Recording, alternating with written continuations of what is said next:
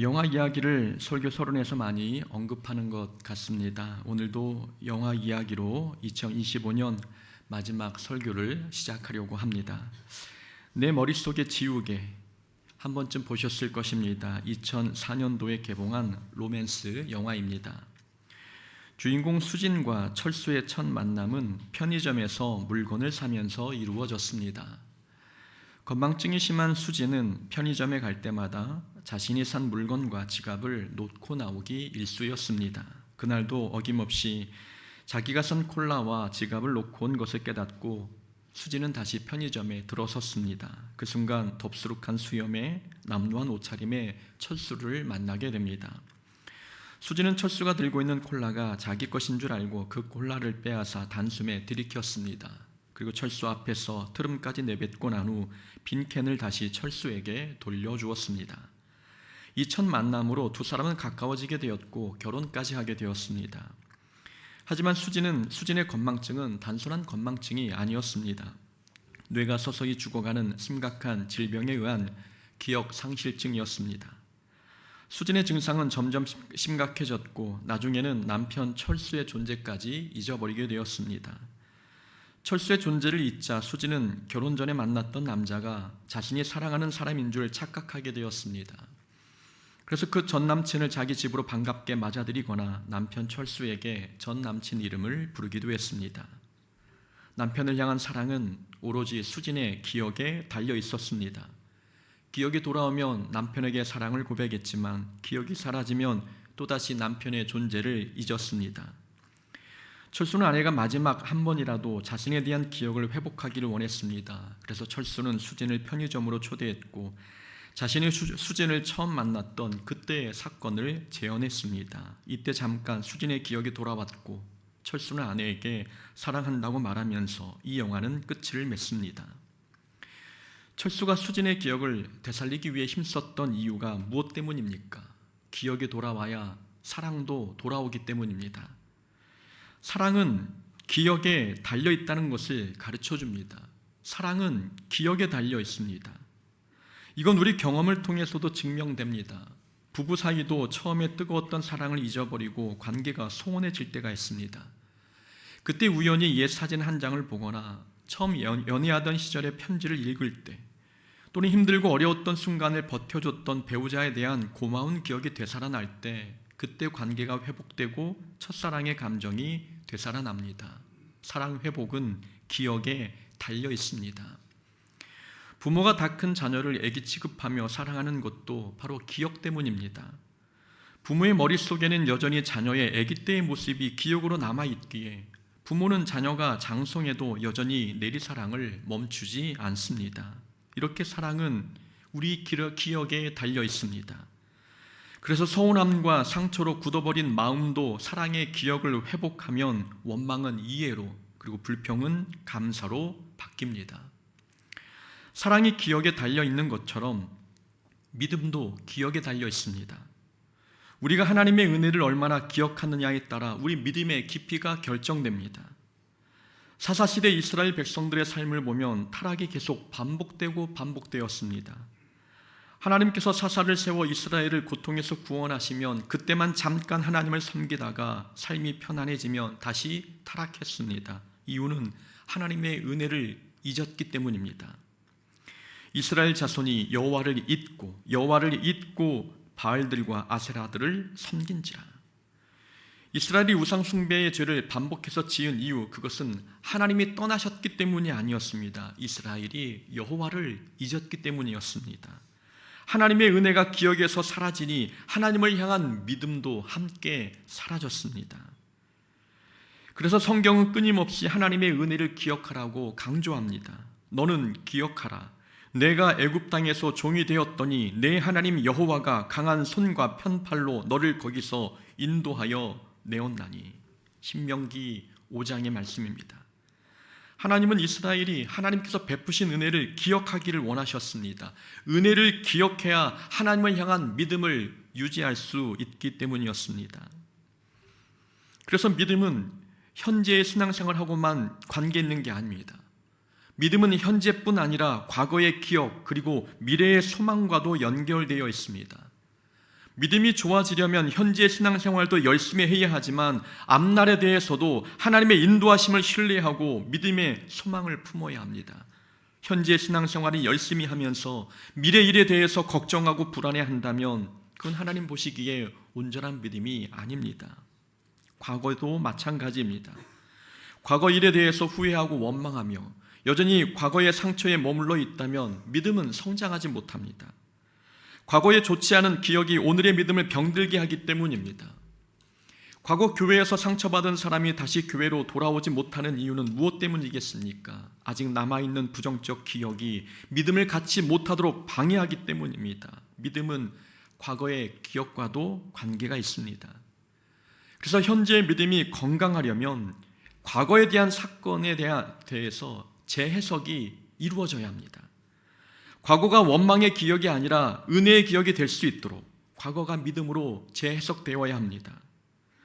과거가 믿음으로 재해석되지 못하면, 그래서 과거에 하나님께서 베푸신 은혜의 기억들을 회복하지 못하면 오늘 우리의 신앙은 건강할 수 없고 내일의 신앙생활도 행복할 수 없습니다.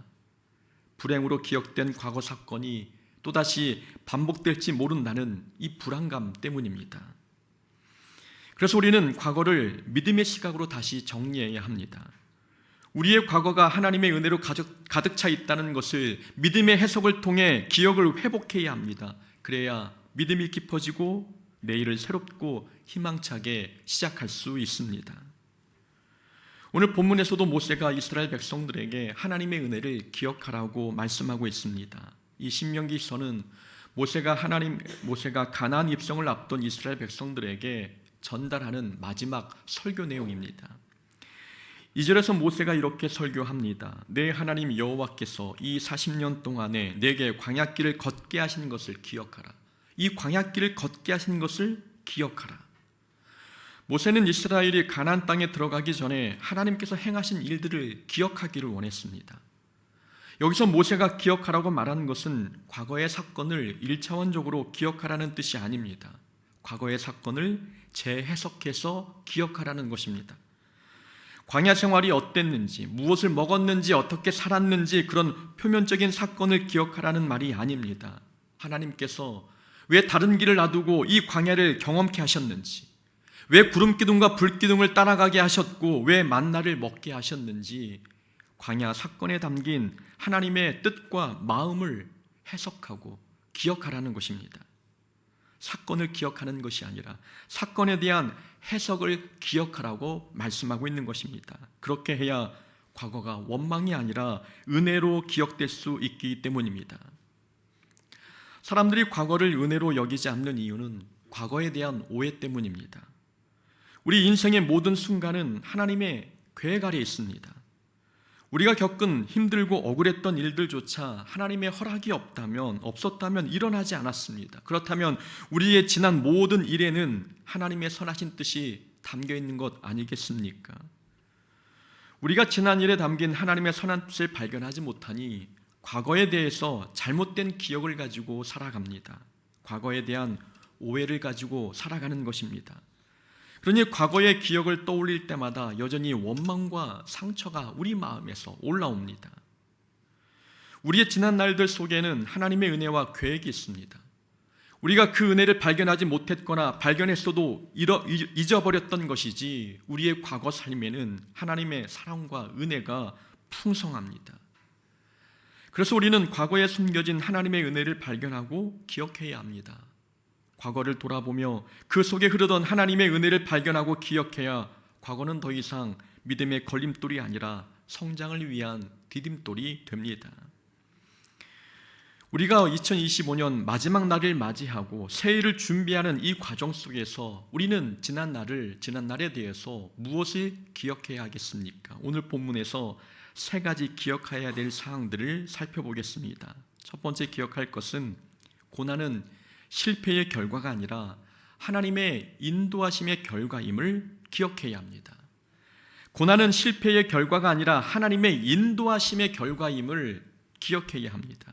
2절 말씀입니다. 내 하나님 여호와께서 이 40년 동안에 내게 광야길을 걷게 하신 것을 기억하라. 성경은 이스라엘이 광야길을 걷게 된 것은 하나님의 인도하심 때문임을 말씀합니다. 광야 생활은 이스라엘이 실수해서 또는 실패해서 든 결과가 아니었습니다. 광야는 하나님께서 특별한 목적을 가지고 인도하신 은혜의 결과였습니다. 이는 너를 낮추시며 너를 시험하사 내 마음이 어떠한지 그 명령을 지키는지 지키지 않는지 알려 하심이라. 이것이 광야길로 인도하신 이유였습니다. 하나님께서 이스라엘을 광야길로 인도하신 이유, 첫 번째는 겸손을 훈련하기 위함이었고, 두 번째는 이스라엘이 하나님을 의지하는지 시험하기 위함이었습니다. 곧 광야는 교만을 꺾는 자리였고 믿음의 진정성을 테스트하는 시험대였습니다. 광야는 정말 척박한 곳입니다. 광야는 인간이 그전까지 의지하고 살았던 모든 기반이 무너지는 곳입니다. 자기 경험과 지식으로 살아갈 수 없는 곳, 위기를 만났을 때 하나님 말고는 딱히 대안이 없는 곳, 그런 곳이 광야입니다. 그래서 광야는 신앙을 훈련하고 성품을 다듬기에 적합한 곳입니다. 모세는 광야에서 40년을 양을 치며 살았습니다. 모세는 누구보다 광야 경험이 많은 사람입니다. 그렇게 경험이 풍성한 모세도 출애굽 여정 때에는 이 광야길에서 하나님의 인도함을 받았습니다. 광야는 자기 경험으로 걸어갈 수 있는 곳이 아님을 보여준 것입니다. 이스라엘 백성은 광야에서 먹고 마시는 간단한 문제도 스스로 해결하지 못했습니다. 이스라엘 백성이 목마르고 배고플 때마다 다시 애굽으로 돌아가려고 했던 것도 돌아가는 것 말고는 다른 대안이 없다고 생각했기 때문입니다. 하지만 모세는 먹을 것과 마실 물이 없을 때, 그리고 위기를 만났을 때 기도로 문제를 해결했습니다. 모세의 이 행위는 하나님이 유일한 대안임을 가르쳐준 행위였습니다. 이렇게 광야는 자기 경험으로 갈 수 없는 곳이고 하나님 말고 대안이 없는 곳입니다. 그래서 하나님께서 우리를 인생의 광야로 인도하시는 것입니다. 인생의 광야를 통해 겸손과 하나님을 의지하는 법을 훈련하기 위함입니다. 우리의 성품을 다듬고 하나님의 사람으로 훈련하기 위해서 우리를 힘든 광야길로 인도하신 것입니다. 그러니 우리가 인생의 광야를 만났다면 이것을 실패의 결과로 보지 말고 하나님의 인도하심의 결과, 은혜의 결과로 기억해야 합니다. 올 한 해 우리 인생이 광야와 같았다면 우리는 그 광야를 통해 어떤 은혜를 발견했습니까? 인생의 광야를 통해 무엇을 훈련받으셨습니까? 고난을 통해 우리 경험이 아무 소용없다는 것을 깨달았습니까? 하나님께서 그걸 깨닫게 하기 위해서 고난을 만나게 하신 것입니다. 우리가 고난을 통해 철저히 회개하고 거듭났습니까? 그래서 하나님께서 우리를 이 고난 가운데 두셨던 것입니다. 힘들고 어려운 일을 만난 덕분에 더 기도하게 되셨습니까? 고난을 통해 우리가 기도의 사람이 되었다면 하나님께서 정확히 그 이유 때문에 우리에게 고난을 만나게 하신 것입니다. 그러니 고난을 실패와 실수의 결과로 여기지 말아야 합니다. 모든 고난은 하나님의 은혜의 결과입니다. 이제는 과거에 대한 우리의 태도를 바꿔야 합니다. 지금까지는 지난 날들을 후회하며 불평하며 보냈다면 이제는 과거에 대한 원망의 기억을 버리고 고난은 나를 훈련하기 위한 하나님께서 인도하신 은혜임을 고백해야 합니다. 우리 입에서 모든 것이 하나님의 은혜임을 고백할 때 지난 과거는 우리에게 은혜의 기억으로 남습니다. 우리가 지난 일들에 대해서 기억해야 할 두 번째 교훈은 삶의 결핍은 물질이 아니라 말씀으로 채워야 함을 기억해야 합니다. 삶의 결핍은 물질이 아니라 말씀으로 채워야 합니다. 3절에서 이렇게 말씀합니다. 너를 낮추시며 너를 줄이게 하시며 만나를 내게 먹이시는 것은 사람이 떡으로만 사는 것이 아니요 여호와의 입에서 나오는 모든 말씀으로 사는 줄을 내가 알게 하려 하심이니라. 광야에서 하나님은 만나로 이스라엘의 배고픔을 해결해 주셨습니다. 하지만 이스라엘 백성은 만나를 먹으면서도 불평이 끊이지 않았습니다. 만나만으로 만족할 수 없었기 때문입니다. 만나를 먹고도 만족이 안 됐다는 것은 이 만나는 양식의 결핍은 해결해 주었지만 마음의 결핍은 해결해 주지 못했음을 보여줍니다. 마음의 결핍은 이 만나가 아니라 하나님의 말씀으로 해결되는 것입니다. 마음의 공허함은 물질이 아니라 하나님의 말씀으로 채워진다는 것을 가르쳐주고 있는 것입니다. 하지만 이스라엘 백성은 만나에만 집중하느라 만나를 주신 하나님의 의도를 알지 못했습니다. 만나를 주신 목적은 사람은 떡으로만 사는 것이 아니라 하나님의 말씀으로 산다는 것을 가르쳐주기 위함이었습니다. 만나 자체가 목적이 아니라 만나가 상징하는 하나님의 말씀이 목적이었습니다. 만나 없이 광야를 살아갈 수 없듯이 우리 인생도 말씀 없이는 살 수 없다는 것을 만나를 통해 가르쳐 주신 것입니다. 하지만 이스라엘 백성은 만나만 먹고 하나님 말씀에는 관심이 없었습니다. 그러니 만나를 먹으면서도 만족이 없었습니다.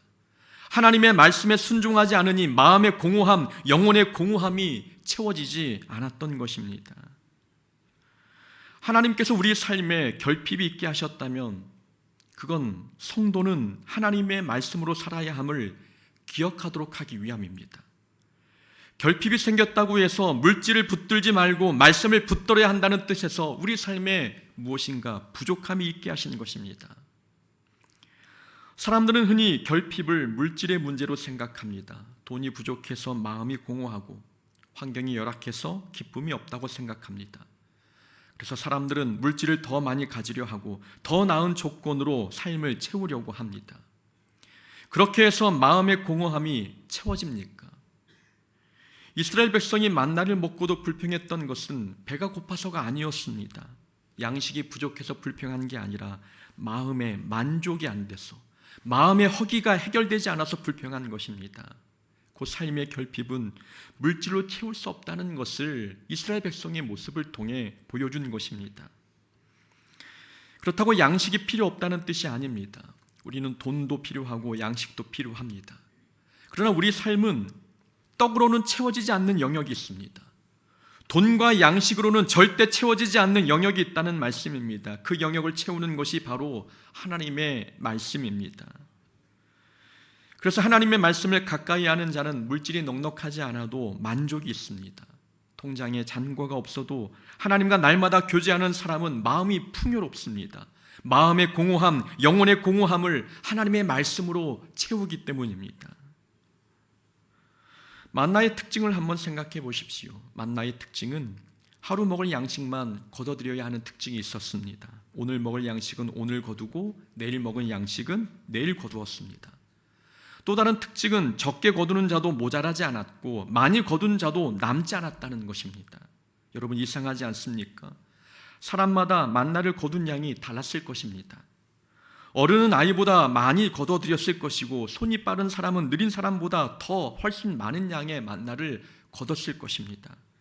그리고 사람마다 먹는 양이 다르기 때문에 같은 양을 거두었어도 배가 큰 사람은 부족했을 것 같습니다.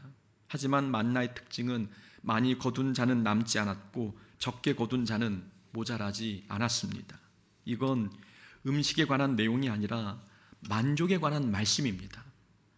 적게 거둔 자가 부족하지 않았다는 것은 하나님께서 만족해 하셨다는 뜻입니다. 많이 거둔 자가 남지 않았다는 것은 만나를 이웃과 나눴기 때문입니다. 이웃과 나눴다는 것은 그 마음이 풍요롭다는 것을 뜻합니다. 하나님께서 마음을 만족해 하시니 마음의 풍요로 인해 이웃과의 나눔이 가능했던 것입니다. 만족은 만나의 양에서 오는 것이 아니라 하나님께서 주시는 것이었습니다.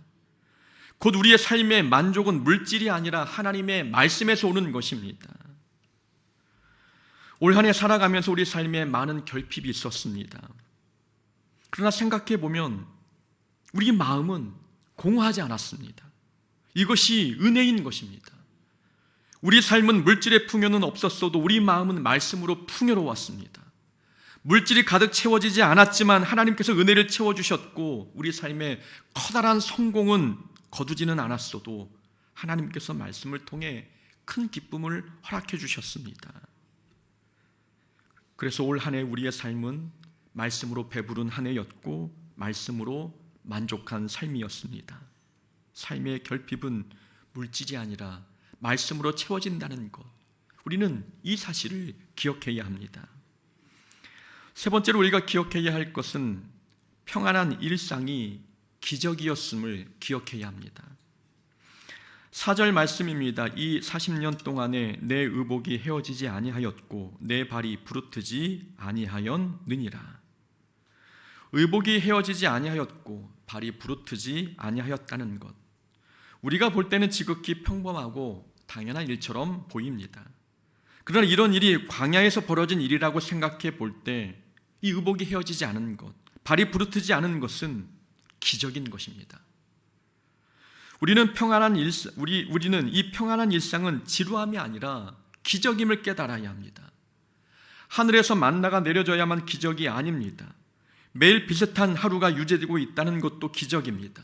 매일 끼니가 이어지고 잠잘 곳이 있고 일할 곳이 있다는 것은 당연한 일이 아니라 하나님께서 베푸신 놀라운 기적입니다.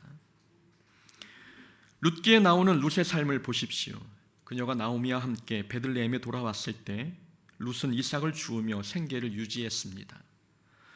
룻이 이삭을 주울 때 보아스는 일꾼들에게 이삭을 일부러 땅에 떨어뜨리도록 명령했습니다. 룻이 더 많은 이삭을 줍도록 도와주었던 것입니다. 룻이 이삭을 줍고 많은 양의 이삭을 주운 것, 그것은 기적인 것입니다. 다른 사람 눈에는 이삭 줍는 일이 기적처럼 보이지 않을 수도 있습니다. 그러나 룻이 여인의 몸으로 안전하게 이삭을 주었다는 것은 당시 문화에서는 기적이었습니다. 남들이 볼 때는 당연한 일이고 지루한 일상처럼 보여도 룻의 삶은 하나님의 특별한 은혜가 있는 기적과 같은 삶이었습니다. 우리 삶도 그렇지 않습니까? 우리 삶이 평안하게 유지되고 있다면 여러분, 이것은 기적입니다. 오늘 숨 쉬고 있다는 것 자체도 기적이고 큰 사고 없이 한 해를 마무리하고 있다는 것도 기적입니다. 우리를 힘들게 하는 많은 사건들도 있었지만 우리가 그 사건 속에서 무너지지 않고 여기까지 온 것도 하나님께서 베푸신 기적 덕분입니다. 바쁘고 분주해도 매일 예배 자리를 지킨 것도 기적이고 삶이 막막할 때 우리 입에서 기도가 나온 것도 기적입니다. 절망의 상황에 놓였어도 우리가 세상으로 나아가지 않고 하나님을 찾아 예배 자리로 나왔다는 이 자체만으로도 기적인 것입니다.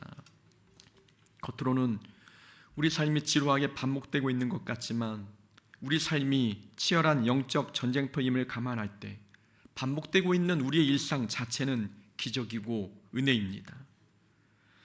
그러니 올 한 해 우리 삶에 하나님의 은혜가 없다고 말하지 말아야 합니다.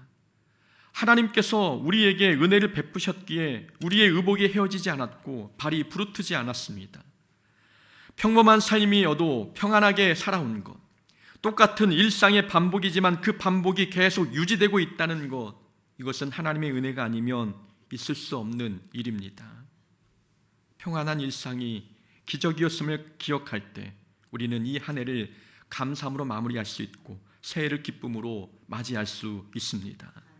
올 한 해 우리가 만난 고난은 실패의 결과가 아니라 하나님의 인도하심의 결과입니다.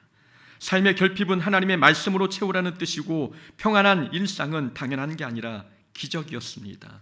이 사실을 기억함으로 2025년 마지막 오늘 하나님께 감사하며 하나님께 영광 올려드리는 자 되기를 주의 이름으로 축원합니다. 아멘. 우리 하나님께 찬양